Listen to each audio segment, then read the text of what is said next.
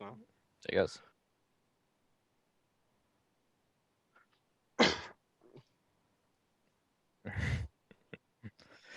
Yeah, out of the laundry room. Back in the bedroom.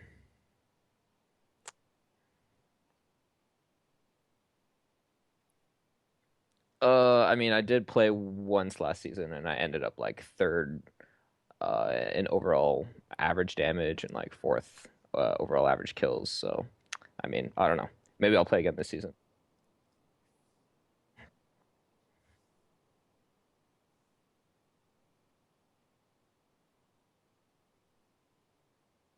thank you.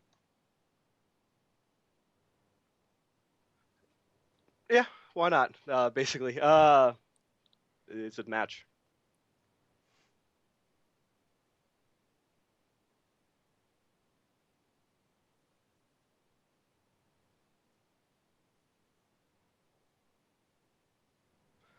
Um, different. Different isn't. We have, like I said, zone coming on, also static coming on. So that new, fresh mentality is going to help us out quite a bit.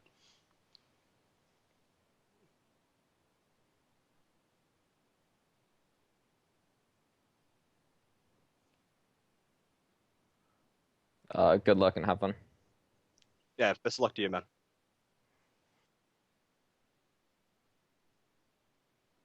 I mean, hope you guys enjoy this season, and see you guys around.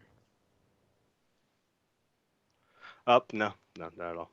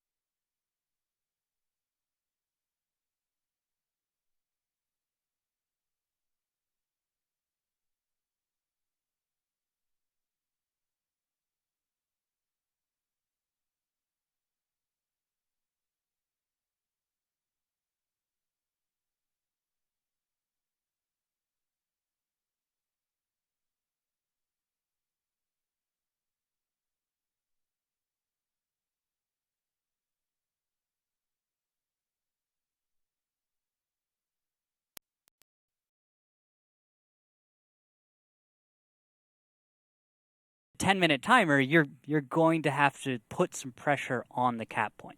Yep. Well, we are ready for our first map of tonight, so let's take it away.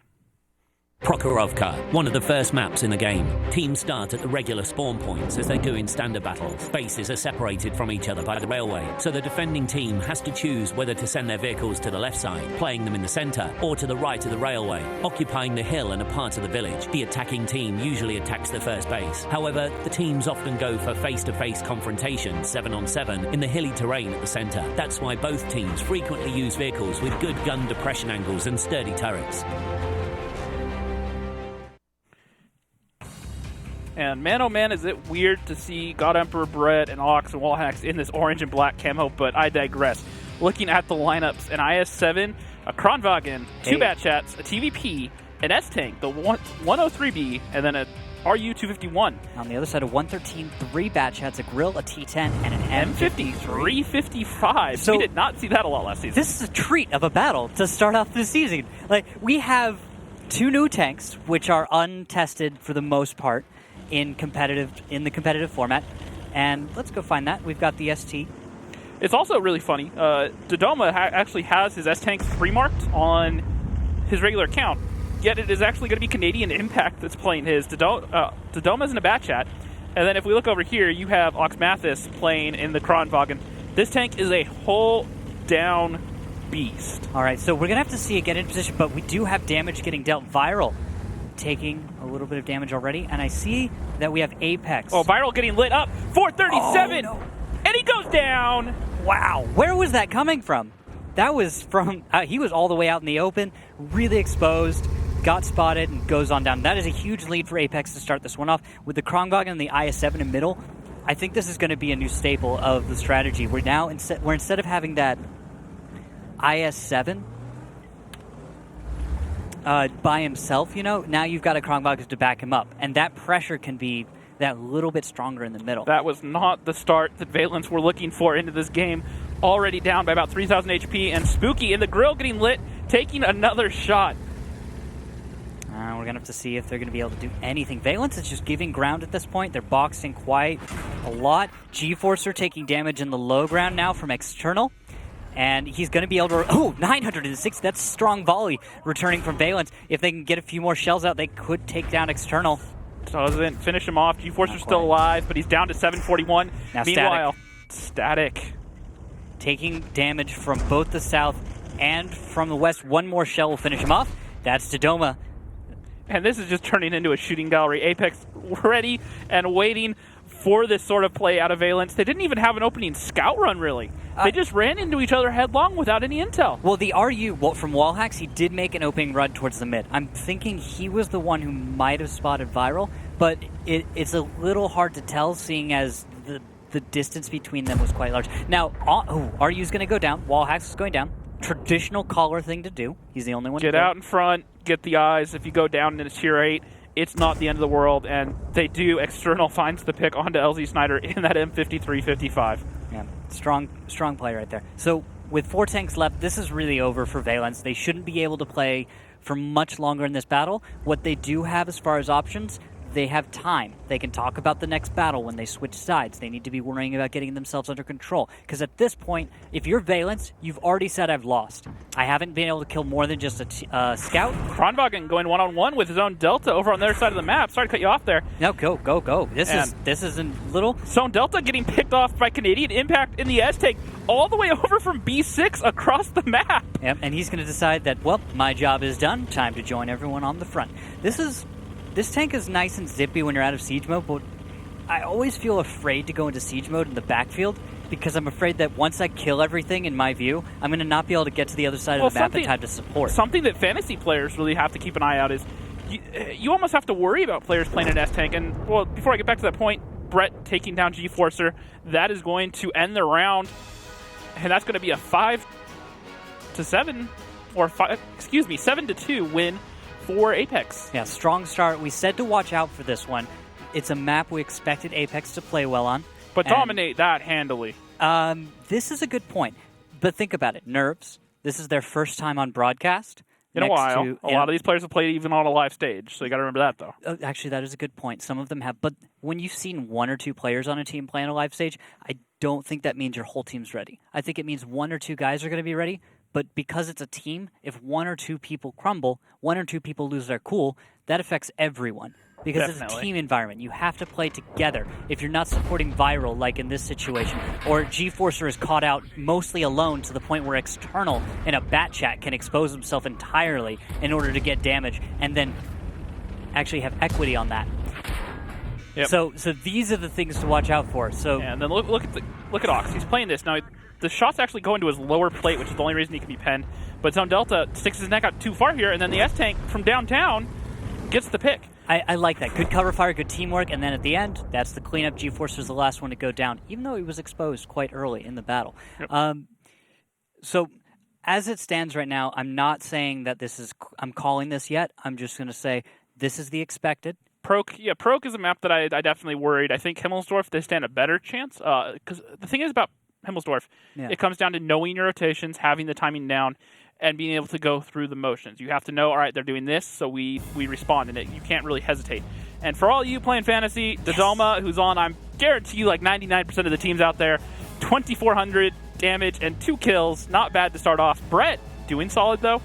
And actually, this is the thing. You were giving this to me. You were saying Brett was going to be one of the people to perform. The thing about Brett is, while he's not necessarily always been the standout player like Dodoma or Impact, he's been the backbone of Eclipse. One of those players that's always there, playing the heavy tanks, doing the damage. And looking at the second page here, poor Viral, not getting off any damage. If you have him on your fantasy team, rip your fantasy points. Yeah, I wanted to actually make a point about the entire second page and just looking at damage overall. You don't have all that many shells being fired by the members of Valence. They didn't have any spotting, really. Yeah, well, and that's why they weren't able to LZ fired 2 shots, only got a couple splashes, and then Viral, he got caught out within the first minute of the game. Yeah. So, not a whole lot they can do.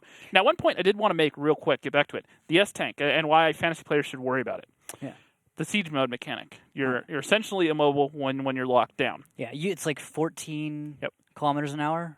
14 horsepower. It gets locked down, too. It caps out at 10 kilometers an hour. There we go. But something to worry about is if the battle happens without your player around, the whole battle can be over before he can do anything, and he's not going to be able to get in there quickly to really get that gun into the fight. Yeah. Now, the opposite end of that coin is he could have put up insane numbers because they played right into it, they can't spot him, and he has that 4,000 DPM where he can just pump out shell after shell after shell. So just something to worry about. We're back here, though. On the opposite side, teams are swapped around. An IS-7, Kronwagen, 4 bat chats, and an RU-251 for Apex.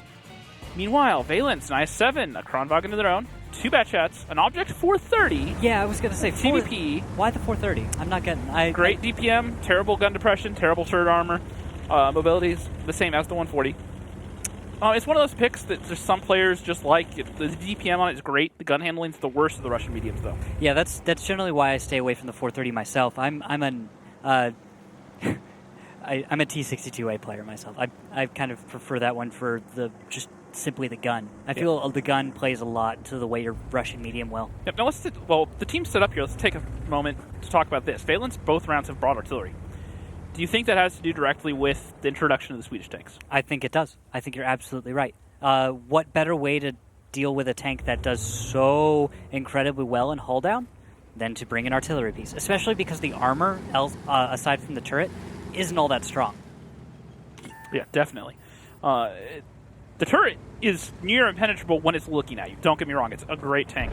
DPM on it's pretty low. I think it's I want to say it's the worst of all those tier 10 heavies, or close to it. I believe it's like 2,300 DPM. Because the reload's quite long for what you deal. 33 seconds without any equipment or anything, and then 3 seconds between each shell. Yeah. So it has the worst DPM of the 3 tier 10 heavy tank auto loaders. Yeah, because it takes a little while to actually get the damage out. That's the problem. You'll notice it if you 1v1 against a Kronwagen. If you can get your track shots off, you can actually outplay his gun. Mm-hmm. And then keep moving around because that turret traverse is extremely slow. Yep. Now, some discussions we had during the qualifiers that I'll bring up right now, and maybe some people that aren't necessarily familiar with those Swedish tanks. One thing to remember is the Swedish tank doctrine, as you were. It doesn't revolve around conducting offense. They are made to be tanks that defend, They don't need a lot of them, but they can have a few of them be very effective. The S-Tank particularly can hold down, and it actually has 2 steering wheels, one facing the back of the tank, so someone can jump into it and drive away from a fight very, very quickly. That's also why it doesn't have a turret, so it can get into a hold-down place, fire off its shots, and then drive away. Yeah, same with the Kranvagn. It's made to sit on ridges, sit places where it has good cover, fire its shots, and then it can drive away while it reloads.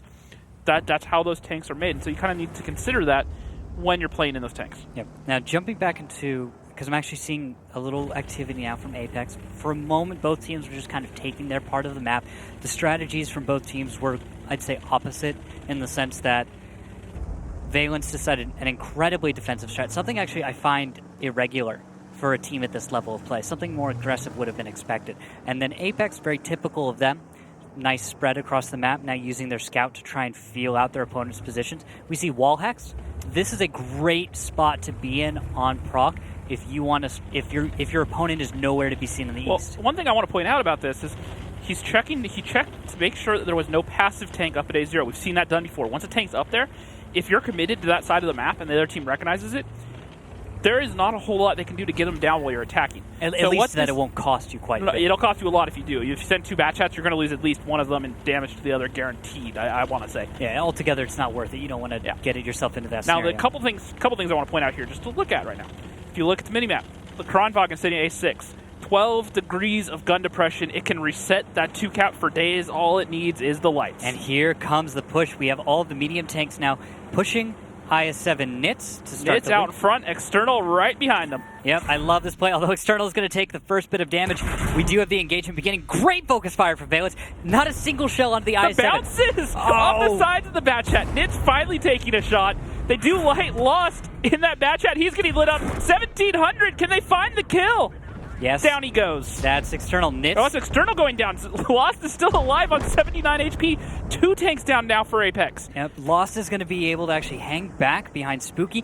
Cover fire from Oxmathis and Dodoma. I didn't see a lot of it. I'm a little bit upset even. I was expecting more damage to be dealt back at the tanks of Apex, but it looks like they fell into the typical maybe draw distance cap. Tanks are in favor of Valence, barely. And the kills are also in favor of them, barely. Lost alive on 79 HP. Some the bounces coming off here on this Kranvagn, and no one's in position except for Dodoma to cover him. Dodoma trying to do what he can, pumps out shots, does find the kill on Viral. However, Spooky is right up against Ox, trying to empty his clip. Gets one more, can he get the kill? And down he goes. And that's it. Now Dodoma is going to be on reload, I expect, correct? Although, look at the cap. I should jump over there before it gets too late. It's all down to G-Forcer in the IS-7. He has to get the reset. He has 13 seconds. He's just going to go for the light. They're going to rely on the Artie to get the reset. This is madness. Is it? Is he actually going to be able to get this? Can he get it? He can't get the light. 3 seconds? 2. There. Oh, 600. so lucky. But that's not the tank with the points. It helps. It's barely enough time. And actually, no, G-Forcer's not in position. G-Forcer's not there to actually get the shot. No, it has to come to medium. Static. 5 seconds. G gets tracked. 2 seconds. 1 second. Can they get the reset? Yes, they get it. They need a kill. They need a kill. This is where Static in that DPM comes in. He has to fire. They don't get it. They get it barely. And Static will go down for it. And that's going to be worth it. Now 2 tanks versus 4. There's a kill onto Wallhacks. God Emperor Brett is the last one alive. Can Brett do this? 1v3. An artillery left alive and only 1,000 HP on G-Forcer. And I'm waiting for an Artie shell to just come in and end this because almost lands just short. God Emperor Brett's able to get the distance away. Now this is completely possible in 4 minutes for him to get the kills and to clutch the battle. Now, what's important for Valence is that they keep their cool and they don't get a little crazy. Lost and G-Forcer need to stay relatively close, and LG Snyder is going to have to be incredibly fast on his reflexes. He can't waste a moment getting his artillery zoned in on the position that God Emperor Brett shows up at. Let's go ahead and take a look at the first-person view of Brett when we can. If we can get that up. Brett's just going to chill out in a bush.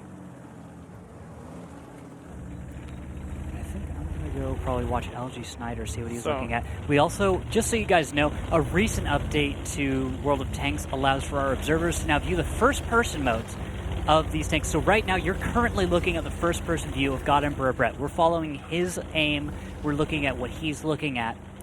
and we're going to be able to follow him around. We can also, by the way, follow artillery, which is a bit crazy to watch, but we may feature it in just a moment as LG Snyder is... I didn't know that. Yeah. We can see the FPV. I can even artillery? see how large his reticle is. He's currently viewing right now.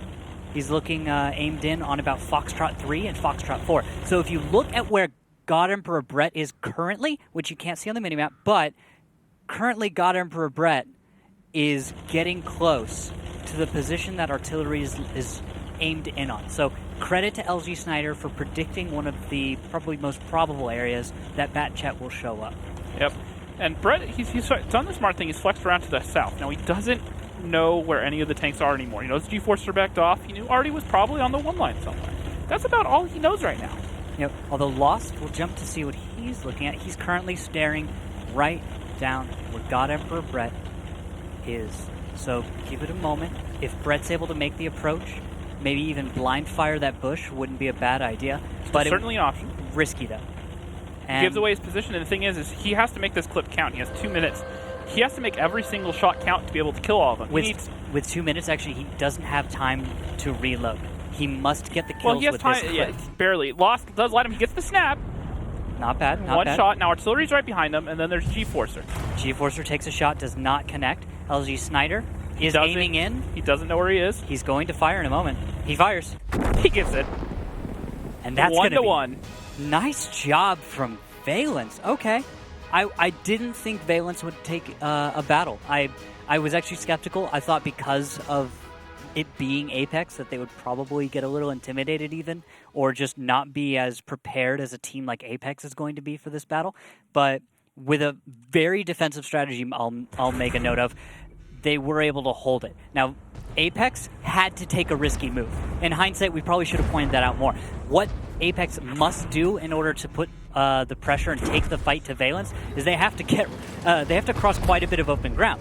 So they took a risk, and it didn't pan out. Now, one thing I want to point out here on this current replay is notice what they're doing to that Kronwagen. They're not letting it stay hold down. They're getting up close and personal, getting along the sides, and that's what you have to do to both of these Swedish tanks. And you got to give it to our artillery player. LG Snyder made solid connections on That this is battle. not a play I am a fan of, leaving artillery to a reset, and it almost bit them because they only hit one tank that didn't have all the points. Credit to that, of course. That is a fair point. I just want to give credit where when he succeeds, he succeeds. And you have to give it to G-Forcer. He got the spot. Artie was zoned in. If we'd been viewing their first person, we might even been able to see that he was prepared for that shot quite a bit. And then the cleanup. Great job in a brawl. Apex made the call. They knew what to do. And then the shot from him, just direct hit with the HE shell. Now, what you have to notice is look at the damage. Spooky. And Ooh, static. 3,700. Yes. Oh, if someone picked him on Fantasy right now, that's not a pick that I think a lot of people... I don't think anyone really picked many players from Valence. I'd love to see the percentages of players picked and know how many picked anyone from Valence, let alone Spooky, because that just paid out in spades right there. That's a good point. But Spooky is considered to be one of the people on Valence that you would actually expect to perform that well. Now, Zone Delta, Nits, External, Wall Hacks, notice they didn't get to perform nearly as well. That, I think, is probably the evidence right there. 777 down to 535. Your bottom damage dealers didn't get to do much before they were taken down. Credit, though, to Valence. Instead of firing at an IS-7, the more heavily armored Tier 10 heavy tank, they went for the Bat Chat. Now, even the Bat Chat bounced a few, though. It bounced 2 at once at one point there. Mm-hmm. However, it's good focus fire. It's good training. They let him push in. They ignored him. They waited for those shots. They knew that, especially being autoloaders, they had to hold their shots for another second and put them out where they could be effective. Yeah, and he also didn't get all of his shells out. If he'd been able to get all 5 shells out, there's the argument even to be made of don't focus him because you can kill him if you have a spare shell. Yep. Right? Definitely. So, it's managing. That's not about autoloaders, though. It's just you have to manage the clips. Yeah, you have to really think about what you're doing when, and you can't just sit there and be like, I'm going to pop up over this hill, take a shot, and I'm going to back down, and then I'll think about what I'll do next. In a Bat Chat, or even Kronwagen is what we could use. Yeah, I think Kronwagen is probably going to be one of the more relevant examples with its popularity now. But pop up in that, fire, and then back off. If you're not thinking through your actions, you fire, you back off, your opponent knows what you're doing, they know you just fired, they know you have now 3 shells, and they can say, well, now you're down a shell. It's that much less damage to take if I want to just engage. It's about counting shells and not just managing the clip if you're in the tank itself, but also if you're playing against them, counting it. Yeah, and, well, it looks like we have the next map ready. It's going to be Himmelsdorf for battle number 2. Himmelsdorf, a small city map. The teams start the battle in opposite corners. Both bases are located close to each other, but in a way that you can't stay on the defensive all the time. The main attack routes pass through the hill, the alley and the railroad, but in general, the attack can be successfully executed through any part of the map. Heavy tanks and tank destroyers with powerful guns run the show here. However, a lot depends on the mobile light tanks. And the picks that we are seeing out of Valence, 2 113s, 250Bs, a 4005 Stage 2, the Emil 2, the Tier 9 of the Swedish Heavies, and then the Batchat AP. Meanwhile, Apex, 3 113s, 250Bs, a Batchat, and an IS-3 of Wallhacks. Now, an interesting thing here is Dodoma playing a heavy tank. Typically on Himmelsdorf, he played either tank destroyers or the 50B, so seeing him in a 113 is definitely new, and that probably has to do with the addition of God Emperor Brett and Ox to the team. I definitely would think part of it. Now, Wallhacks in the IS-3, he's going off alone by himself over towards that 2 cap. I'm assuming to play the clock tower. I would assume as well. We'll see what he's going to be able to go do. I do note that we've got the 113s and the Email 2 from Valence. I'll try and jump over to those in just a moment. Take a look at that. It's something we haven't pointed out. This camo from Valence, just so nice. And Earth-Eye. That's tricky right there. I flipped myself on that bump once. That and is actually something to and the notice. bounce. Earth-Eye's playing. Well, Earth-Eye's playing. Oh, he didn't even start. You're right. He's in. Hey, I'm glad to have him back. All right, we'll see if he's going to be able to do this. He opens up with the scouting. Go Urtai, scouts for life. And he's able to bounce, I think, 1 shell, I know for sure, maybe even a second. Mm-hmm. And I like the spread defense out of Apex. They just have the 1 IS-3 providing the intel towards the 2 cap. Everything else on the 1-2 line spread out to where they can cover each other. 50Bs is deep in the backfield, looking for the different angles, and the 113's out in front to take the hits. Yeah, we're going to have to see where they go, because Valence has started, I'd say, slowly, you could say. They're going to try and push up the hill. I like that. I like seeing that. The Emil 2... But it's going to be a huge waste of time. Sorry to... Yeah, no, I was cutting you off. The Emil 2, something I do like is... it's very similar to the Kronwagen. Great turret armor. The gun is a little bit worse handling, takes a little bit longer to reload, but overall it performs well enough. Performs well enough. And for a Tier 9, something that can play... They can play all the holddowns, can play the windows, can play the terrain, can hold down. I think it's great. And that's something that I was going to mention earlier. I didn't have the time. The thing about the Swedish heavies, anyways, is we're not going to see them replace 50Bs. 50Bs will still be preferred where straight-up autoloaders are preferred. They're just better. They have the better DPM, the better gun handling. It's a better gun as far as dealing damage. It's a better gun platform almost to a certain extent. It's mobility, right? Yeah, mobility. Because, well, armor's not really a big deal for either of them, on their hulls at least. Exactly. Now, where we'll see the Kronwagens come in is tanks where we need sturdy tanks to play those holdowns, to play ridges. That's where we'll see them. And so adding 1 in, whether it's the Tier 9 or the Tier 10, I don't think is unreasonable. So would you say this then? The 50B is for attacking, and the Kronwagen is for defending. Yep. You'd send the Kronwagen to hold a position, and you'd send the 50B to take one. Because everyone knows you would never have a 50B. You can certainly use the S-Tank even, for example, for attacking as well, if you can do it right. If you can get into a cap, set up in a position to where you turn yourself into the defender, I think it's completely viable. Now, we do have some cap pressure, I've noticed. G-Forcer right now has just hopped right onto the cap, and we can notice his position is safe from everyone else, and he's currently what's called reverse angling. Now, give us a little breakdown of what reverse angling is for me, Rox, how you do it, because I know you're more of a heavy player than I am. So you have side scraping, which is where you hide the front of your tank up against an object, whether it's a rock or the side of a building or something like that. And then you back out slowly just to the side, just to give them a little bit of your side armor, just enough to where you can get your gun onto target. And when you reverse side scrape, you create a better angle for yourself normally. Looking at it, Ox pushing across. G-Forcer is going to get a lot. He's going to get focused down. 1947. One more shot, and the first pick goes to Apex on Himmelsdorf. That was a good pickup. You can see Valence was not ready to react quickly enough. They aren't able to deal almost any damage as a reply to what Apex just did. Apex was able to just element of surprise, get a tank kill for a loss of relatively small amounts of hit points.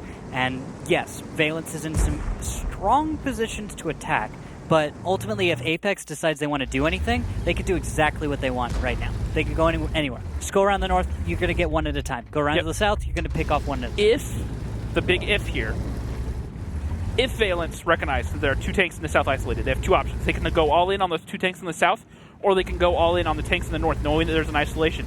But they don't know they're there. That the 50B of Viral is flexing into the south. The Batchat is down there as well, and so this could go either way at this point.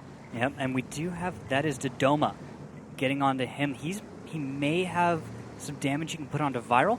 And you know what? Let's take a listen actually on Apex, because I'm seeing some coordination from them. Let's see what they have to say. It's going to come... The 113 All would right. go here. Go. Where are we going? We should still watch this though, just in case the cross. So they're coming south, potentially? Yeah, we're going to work.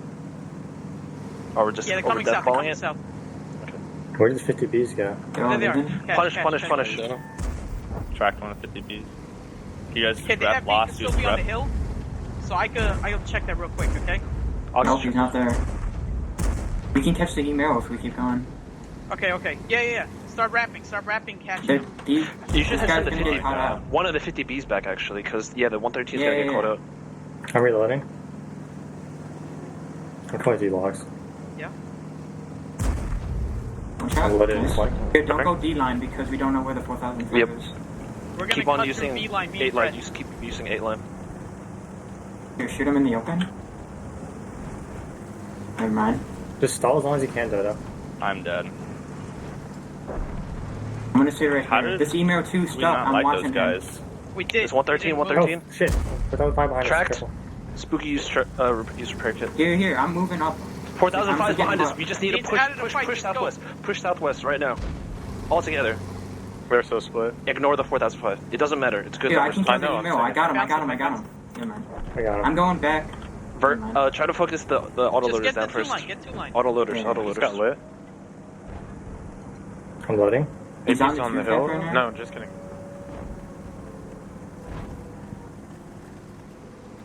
All right. You could hear a little confusion there from Apex. A little bit of, I think, getting used to each other. It felt like a lot of chatter was happening. A lot It of was- questioning each other. Yeah, I'm wondering if that's just new stuff, a little nerves, especially because Valence played well, at least one battle. And Wallhacks is also known for being aggressive and being high energy, especially because since Apex is used to 5-0ing, that last battle might have shaken him up a bit. But this looks like control to me. This looks like dominance. This looks like the Apex we know.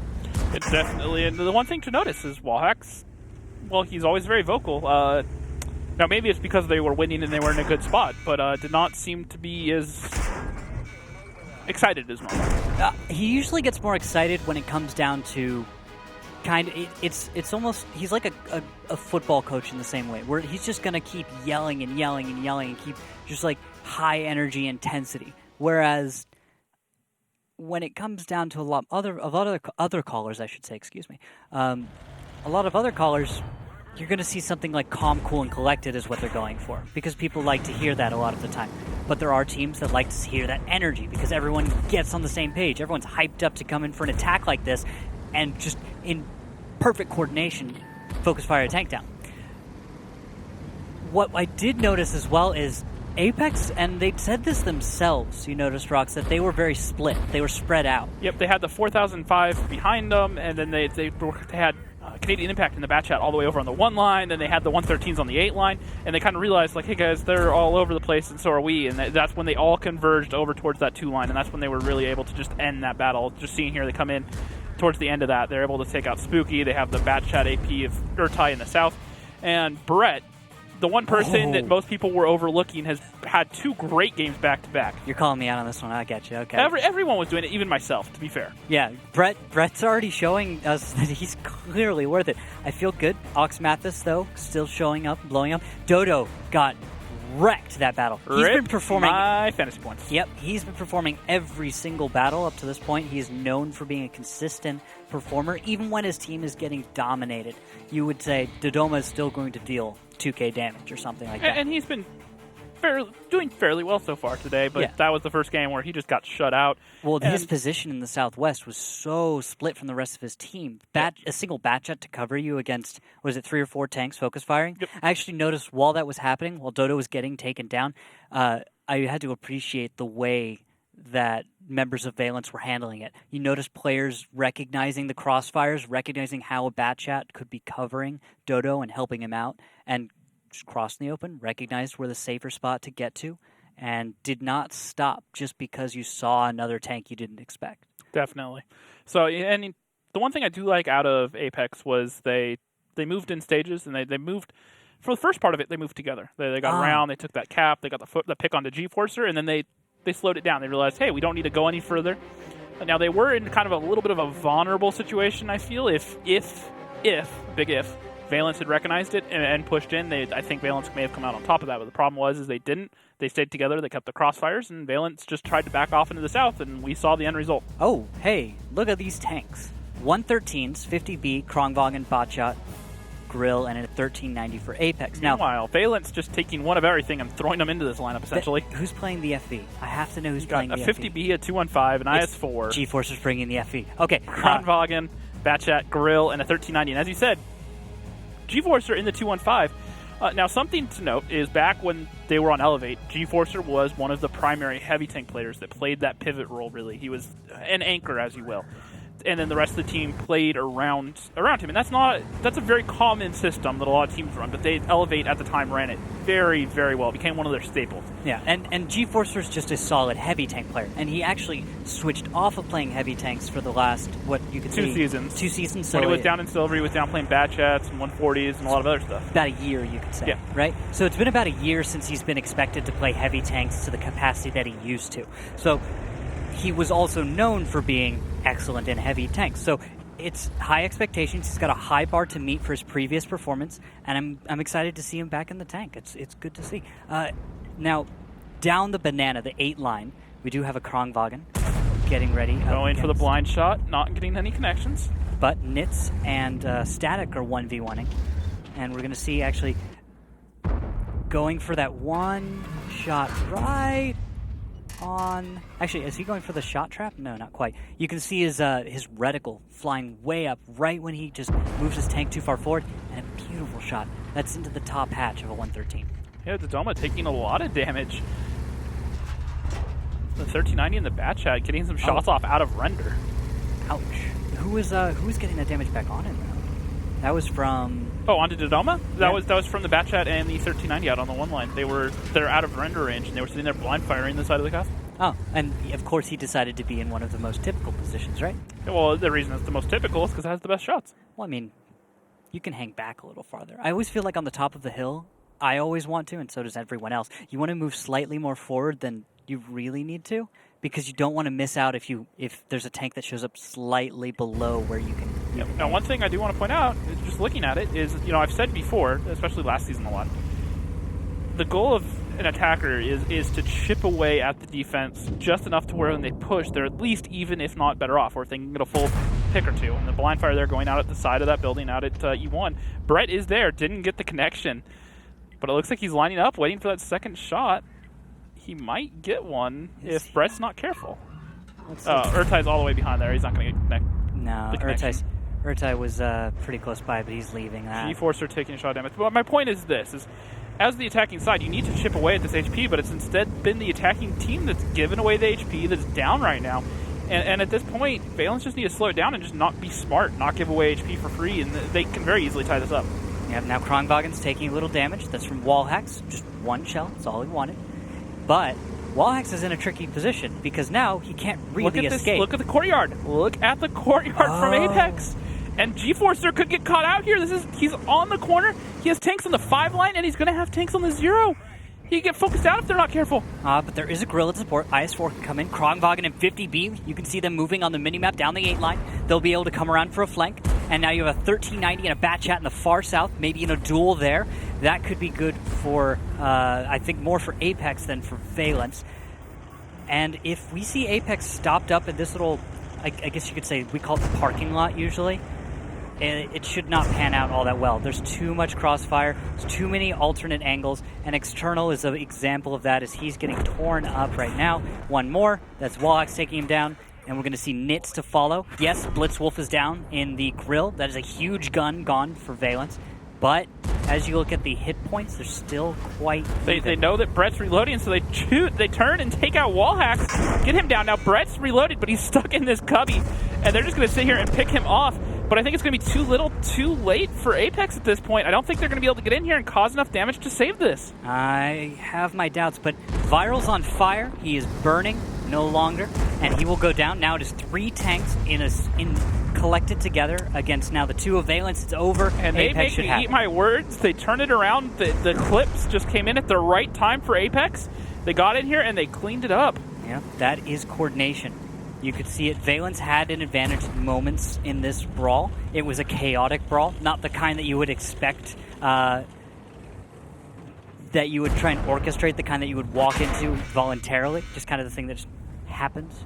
You know how things go. And Valence, to a certain extent, are extremely lucky that Apex didn't pressure the 0 line at the same time, because G-Forcer could have been completely evaporated from the position he was sitting in. Oh, yeah. And now you're looking at a lead. You know, now you're looking at Apex on top. Pulling up 3-1, and the next map we're going to go to is going to be Ghost Town. Ooh, Ghost Town's going to be interesting. But first, let's talk a little bit more on the review of this battle. Because taking a look at the way both teams were playing, you had to admit there was something happening for both teams. Valence was going for something, so was Apex. Both of them were trying to take some control. They weren't going to be sitting there waiting for their opponent to do it and then react. They were going to dictate this battle. They're realizing that they can't just be passive and expect things to work for them. Yep. They have to work for it. And I don't think either team really wanted the brawl that happened towards the number 2 cap. This was something that kind of happens because Valence wanted to. Valence was trying to hold it, and Apex moves into attack. They realize there's too many enemy tanks there to keep going through. They stop, but they don't have an alternate. They don't have a way out. Brett was extremely lucky in that moment just there that the tanks from his team came in to help him out, because Static was sitting there behind all those tank corpses, hull down in the Kronwagen, ready to just annihilate them. Ox coming up big for Apex, finally putting up 2,900 Canadian Impact, 2,700. Zone Delta putting up 2,600 in the bat chat on Himmelsdorf. That's rather impressive. Dodoma, 2,500. He played it right. You can play a bat chat successfully on a city map. What's important to do, you actually have to spend a lot of time in the backfield. You have to spend a lot of time either in your opponent's backfield or far into your own, so that you're nowhere near the front line.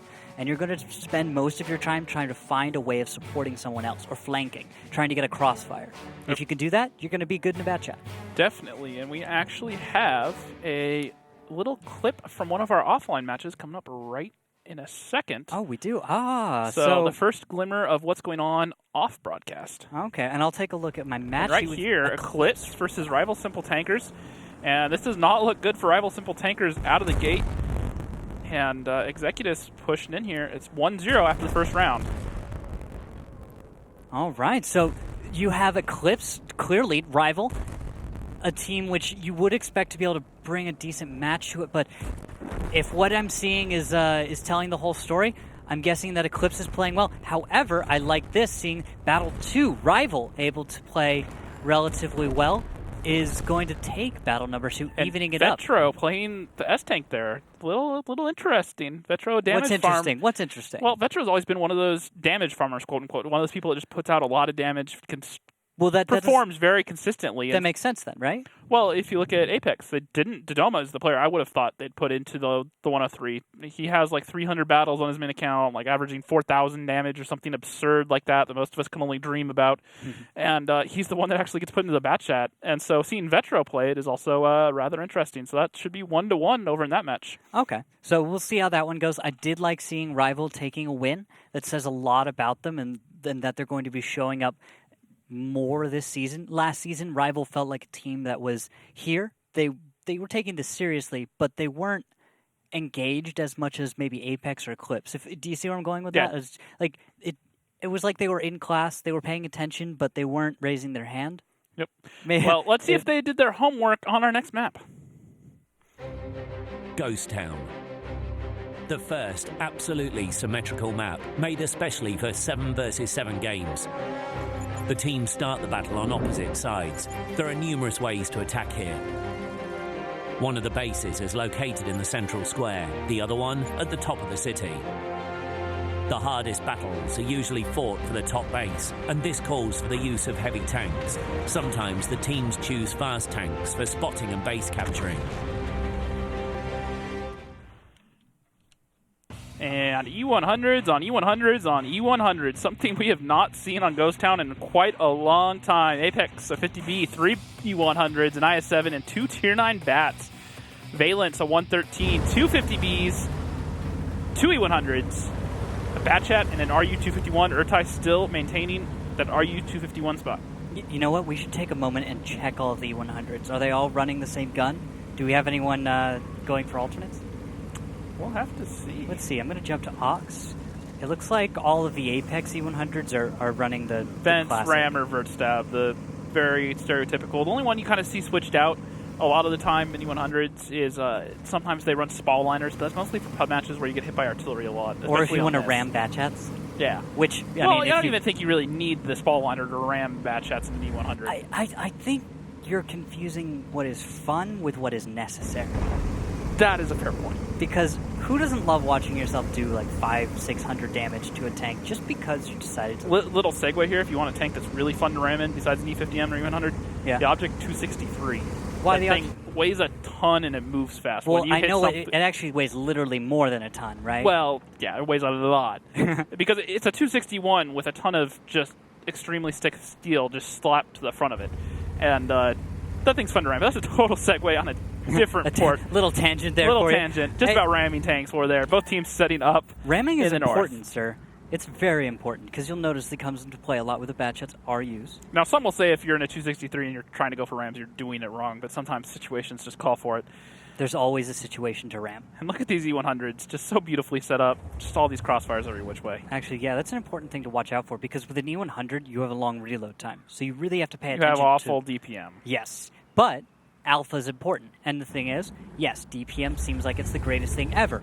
But when you're picking a tank and when you're picking you can a volley, gun... When you can volley someone out and you can take them out with one shot from each tank, or in this case, 4 tanks, just all fire at the same time, it's enough alpha to take a gun out of the fight, and that can be what you need to tip your...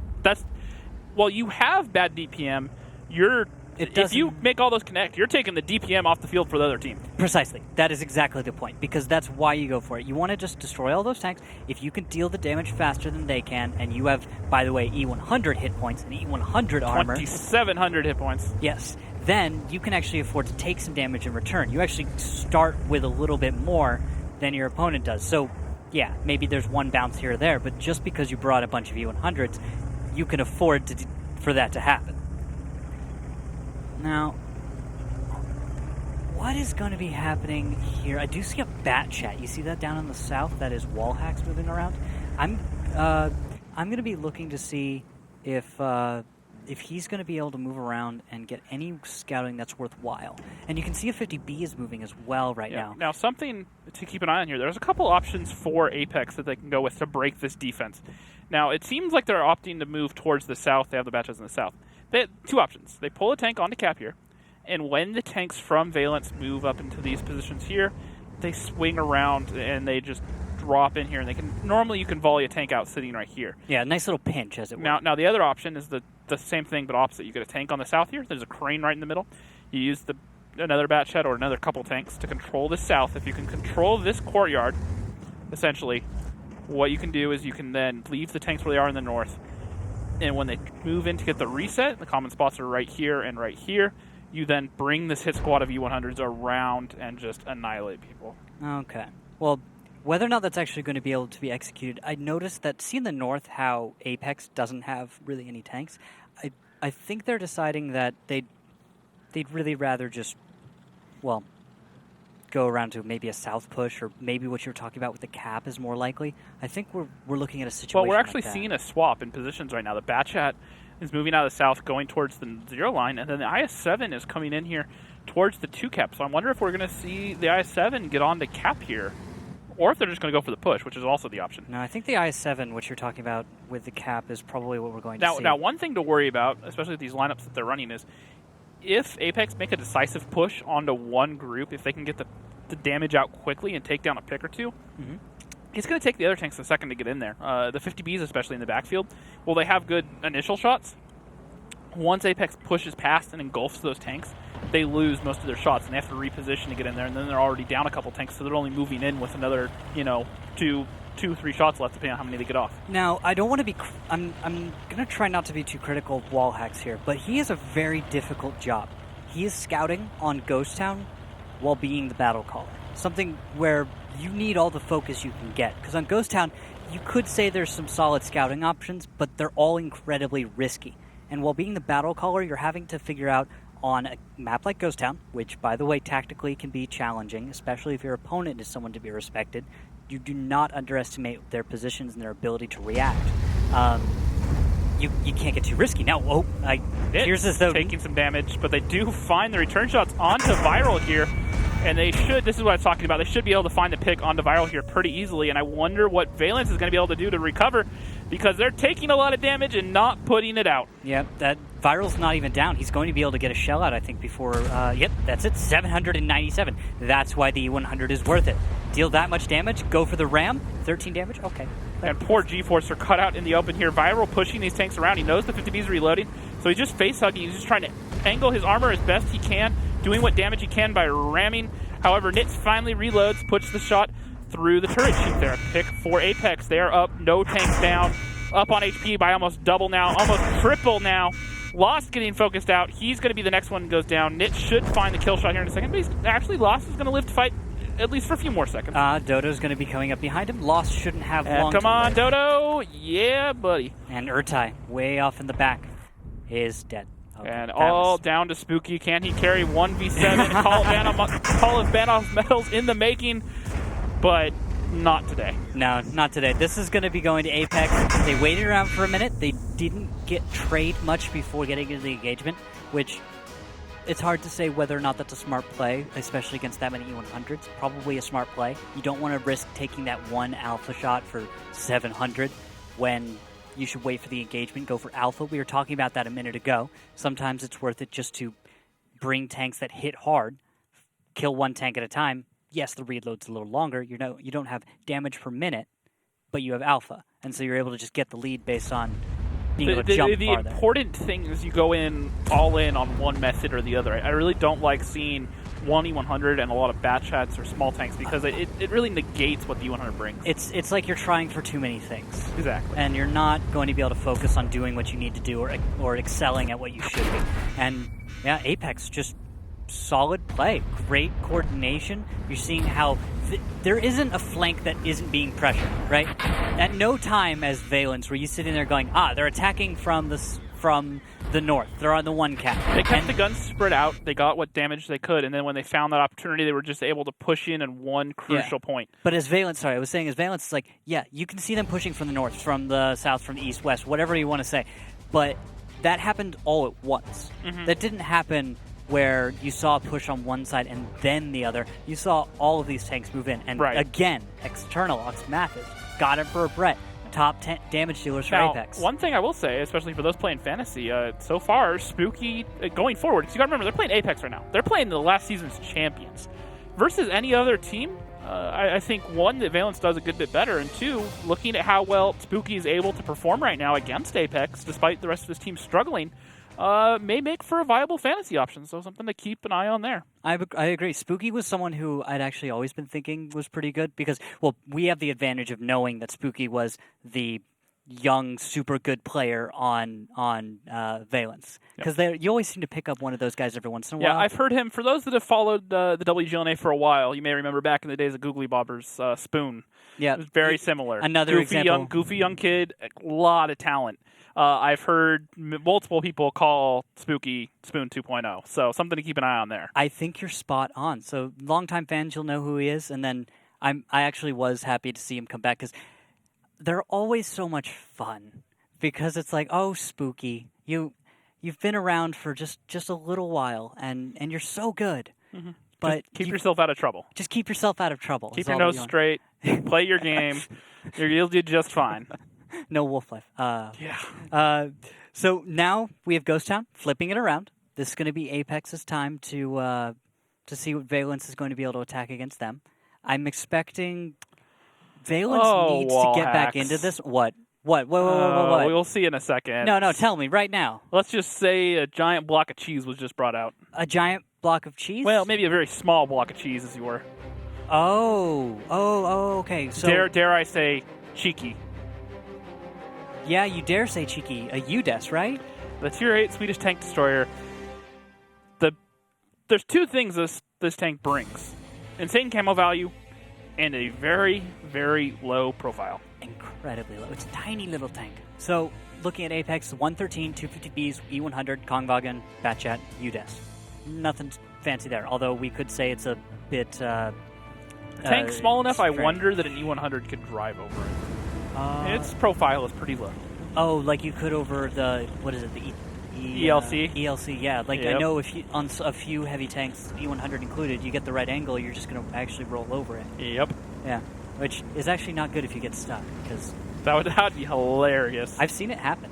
You end up killing the tank, but you can't get off them because you can't get your tracks to make contact with anything. So And then you're taking constant damage the entire time because you're on top of a tank. Now, that's one of those things that if that happened, that would be hilarious. The chance of it happening, very slim to none. Looking at this push, though, from Valence, very decisive, everything in the south, moving along here, looking for the pick. However, Canadian Impact turns around, they're gets spotted. out of there. They got spotted. The jig's up. Apex knows you're coming. Apex is able to shift. You're seeing on the minimap right now all of those tanks from Apex shifting to account for the fact that they just saw Valence in the south. Now, the UDES from Wallhex is flipped over! He flipped himself over! Wally! Why? Wallhex! Why? What are you doing? What did you do? And he's all upside down. He's not on his side, so he is going to die. Yeah, he's done. Oh god, he's kicking himself right now. Oh no. I'm sorry, Wally. I'm sorry, Wallhex. You can see him trying too. Like he just wants to not be flipped. 30-second timer should be coming to an end. There he goes. There he goes. That's Wallhex. Why? And They could lose because of that. They legitimately might lose because of that. That was their reset option, if I'm not mistaken. That was up at A3, right? Yes. Yeah. That was a crucial reset. Now Canadian Impact is going to have to come up and take his position. That's a Batchat not scouting on the flanks. That was a tank important to stopping Valence just a moment ago. For example, if that Batchat had not scouted in the south at the beginning, Valence would be in a brawl now. I do like looking at it now. It's not how I thought it would be used, but that UDES, it's fast enough to boost, and because of its insanely high camo value, it could have sat up there and got the reset shots pretty much undetected, which has always been a problem of tanks they've put up there, if their camo values haven't been good enough to remain unspotted or unseen. So putting that thing up there could have been good, but now they have to spend that whole Batchat up there. Now, here's the big deal as well. Valence is going to put on some cap pressure. Let's go ahead and take a listen to what they're doing, what their plan is, and if they've got the solution. Got it. There's a Batchat that boosted. Batchat's up here. Batchat's up top. Let's go, Wasp. Let's go. Spooky. Can we push? Poke that corner. Spooky, poke that corner. Byron, push. Batchat shot 2. Batchat shot 2. P10, yeah, just peek. Peek and let the 50B cross. 50B, you're going to cross into here. Hey. I'm going to hold the C100 and push him behind him. I'm crossing. Viral, go wide over here, probably. Yeah. G, I'm crossing. I'm getting out of here, G. External shot 1. I'm a 1 shot. I'm leaving. I'm out safe. Okay. I just got proxy. So. Yeah, these guys got to leave. I'm going to Urtai. Careful there, Spook. Careful from the hurt shot. Wow, that was HE. I cannot pick this. There's too many tanks sitting. Here, where are 50Bs committing to? Outside. We just got to get around them. They're trapped now. Spooky, let me peek through here a little bit. Dodo aiming me. I'm aiming in front, Viral. Aiming in front. Their bats up there if you spot them. You got to go wider if you're Cron down one. You guys got to run. Let's get out of here. Let's get out of here. You guys can get out. Yeah. I'll stay. I can clip that E1. No, Cron, just hold down right here. G, can you leave if possible? Yeah, I can. They're pushing up. I'm on clip. Commander's dead. Okay, Spooky, turn around and aim the other way. Hit. I think I gotta fight this E100 though. Then fight him. Yeah, you gotta fight him. I'm coming to get a different angle for you, G. 15 seconds. All right. I liked the comms I was hearing there from Valence. Looks like they know what they want to try and do. I like communicating. You heard a few times. Batchat shot 2. You could hear counting shells. One thing I do want to point out there about Valence, if you guys remember, the teams from last season, especially High, comes to mind. Comms very disorganized, not sure what they always wanted to do, no one taking control. It didn't really sound like there was a whole lot of teamwork, a lot more just badgering each other to a certain extent. But here, this shows like an experienced Gold League team. Their comms were solid, they were talking with each other, and it wasn't just one person making decisions. Everyone was saying, all right, I need to do this, I need to do that, hey, yeah, I'll go help you out. Everyone just doing what they can to work together. I love it. Yeah, and look at this from Valence right now. There's a flank moving around what you could call the west. That's what you see on the screen now with Zone Delta, Viral, and Lost. Now, strong play, deals plenty of damage, but look at the trades. Look at how this damage is going back and forth. There isn't a moment when Valence is getting enough of a lead by themselves to really walk away with it. But you are noticing now, actually, there's a push right there. Nitz and Dodoma, we're going to have to jump onto that. That's going to be Urtai down. Static goes down as well. G-Forcer does not have the hit points or the damage to really come back from this either. So great job by Apex to work in tandem, winning against a greater number of tanks with less health. On the other side now, Lost. Come on, Dodo. Come on, Dodo. No, not going to get that shot in there. Oh, he's going to. Come on. Yeah, fantasy points. We both picked Dodo, didn't we? Yep. Yeah, easy pick. I think a lot of people picked Dodo. There's like a handful of players. Dodoma, Vetro, Oxmathis, Pompous. And the thing is, you can say specifically they're the players who put up the best points. Now, there are arguments definitely that you can be made, by the way, that other players which don't necessarily get the points are still just as valuable as those players. But there's no doubt that the list of players you just mentioned is absolutely the top, amongst the top 20 in the league. Definitely. Yeah. And it looks like Nitz is going to come around the corner, look for the shot, and he's going to say, welcome to the Gold League Valence. We're going to take that 5-1. And pretty handedly putting them down. They had a little bit of a slip up there on Prok, but overall, Apex had the answers. And now, to be fair, Valence looked like they could put themselves in a lot of positions. They made Apex work for it. I don't think the scoreline necessarily reflects how close some of those games really were. I have to agree. The difference between Valence and Apex, now, this is embarrassing for Apex. Wallhack's flipping himself like that, I've made the mistake a ton of times too. Once Physics came in and I was a scout, got to give it to him. That just happens sometimes. And the thing about Apex is they're a team where they can never win good enough. so having a player like that lose, he's going to be beating himself up over that a good bit, even though they won. Exactly. That's going to be one of those things like, how did I let that happen? And that's a part of just the culture of being in Apex, of being the top team in the league. Your team is going to be like that. I haven't seen a first-place team in the league that hasn't had that mentality. And I think that's a winning mentality when it comes to World of Tanks. Just knowing that even if I win, even if I do the right job, I still have to think about every little mistake I made, every part that I could have done better. Yep. And even, we didn't even talk about it that much on Ghost Town. The Kronwagen putting up 2,700 with Oxmathis. So, with that map having a lot of ups and downs in very short ranges, a lot of hold-down positions you can play, and that tank has 12 degrees of gun depression. Yes. So it's a great tank to work those areas. It doesn't have any problem firing on a target from almost any position is what you're saying, right? Exactly. Like, most other tanks, especially Russian, Chinese tanks, and you could argue some French tanks, depending. Chinese. I mentioned those. But those tanks are going to have one heck of a time performing. Now, here's the post-match stats. Pay attention to these. Yep. Got it for Brett, Oxmathis, Dodo, external. If you picked, I didn't mean to leave out Canadian. Yep. These 5 guys, if you picked them, great points. But then look at Spooky right there, top of his team for Valence, doing 1,100, as well as most of Apex. So once again, you put them up versus a different opponent. You put them up versus 07 or someone else where you think they're probably a little bit more on their level. I certainly think they can win games this season. I'm not at all disappointed. Despite being a 5-1, I think this is what they need is their baptism back into the Gold League. Yeah, I think what we can say conclusively on this match is that Apex is a solid team. They've changed some of their play. They've brought in a new leader, at least on the battlefield, and he had a little bit of trouble. I'm not going to say it was anything... flipping your tank and everything. And that one, I'm forgiven for that one. That happens. Yeah, you flip your tank sometimes. We all still do amusing. It. Yeah, still amusing. But at the end of the day, Apex played their game. They were dominant. When they won, it did not look close, even if it was close.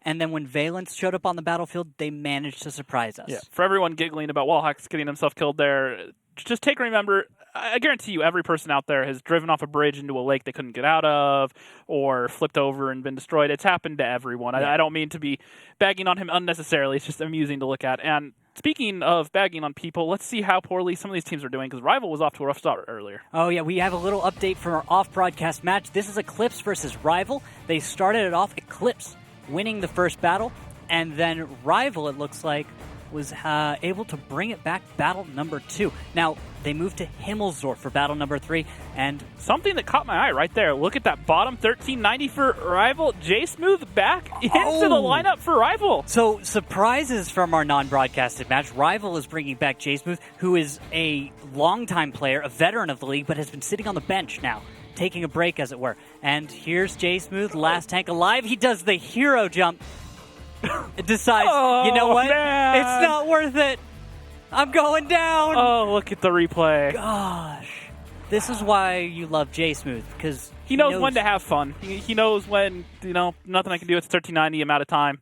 So, props. Yeah, he's on the struggle bus now. So that should make it 3-1 in favor of Eclipse. Yeah, so it's no surprise. We're expecting Eclipse to win against against Rival today. Eclipse is our second-place team against Rival ended up in 5th, right? 5th. They ended up beating M60s in the I remember last match. Yeah, because AM60s last season really dropped in the standings, and that hurt their, their prestige more than anything else. Yep. So we actually have an interview right now with Comps. Oh, Comps, welcome to the show, sir. How was that play? Wallhacks looked like he was getting used to things, I could say. What would you say about his calling and his play today? His calling is, it's good. It's aggressive. It's not as static as it used to be, like when we were under Germ. Overall today it was good. Okay. Yeah. So I got to ask, you were listening to the comms during that game, right? Yep. When Wallhacks flipped himself over, what was said about that, if anything? Well, it was just like he laughed about it. Okay. It wasn't that big of an issue. It's defense on Ghost Town, so you can play a tank down and still win. Yep. Now, the other thing I just wanted to ask about real quick, Prokhorovka, the game you guys lost. What was said about that, at least in the comms? That's the biggest thing I'm curious about. Like, what do you guys feel led to that? That specific loss, it was just like the lack of information going in. Yeah, because it seemed they got like picked off quite early. Sorry, I didn't mean to cut you off. Because, we saw that there wasn't a lot of information at the beginning, and then you guys just decided it seemed like to just blind push. A little bit of a gamble, right? Yeah. Okay. Yeah, that was pretty much it. It caught us off guard and basically ended up losing. Although we almost won by cap out, but, this game has the delayed timer on the cap sometimes, so. Yeah. Oh, well. Happens. Not going to beat yourself up over it. What would you actually say about Valence being the top team? What do you think? Did they prove that they were worth anything to you guys? They're a new team. The season just started, so I wish them the best, and we'll face them in the second round robin. All right. Well, thank you so much, Comps. Anything before I just before I get you ready? Anything for your fans out there? Any shout outs? Nope. Thanks for watching, and hope you enjoyed the game. All right. Thanks so much, sir.